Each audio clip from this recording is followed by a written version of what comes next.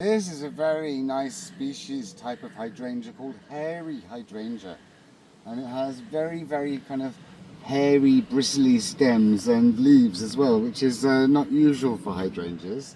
And some of it is flowered early, and most of it isn't out yet.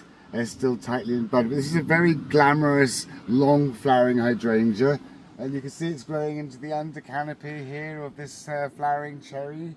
And they can get quite big, really like growing in the shade, and they naturally come from East Asia, like China, Taiwan sort of area, yeah, they're just really good for growing underneath trees in shade.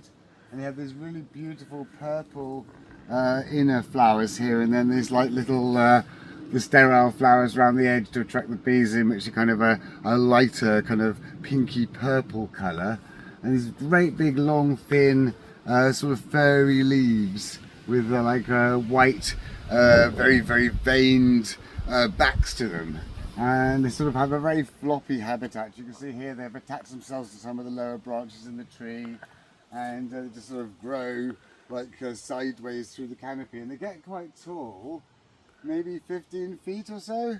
And whenever one of these branches reaches the ground, they root in and you get like baby ones forming. So you've got to sort of watch them as the branches get lower down, and maybe trim them back if you don't want them to do that. But of course, any little layered bits that are rooted in make excellent gifts for people. So yeah, this one has got a baby one here, another baby one there. So there's where a branch has reached the ground, there's about 5 baby ones all here, already all flowering. Very impressive plant. If you're going to have hydrangea, you might as well have an interesting hydrangea, and this is definitely very interesting. And hydrangeas are really good sort of flowering shrub for the summer that just give loads and loads of colour, especially one that will give loads of colour underneath loads of shady trees.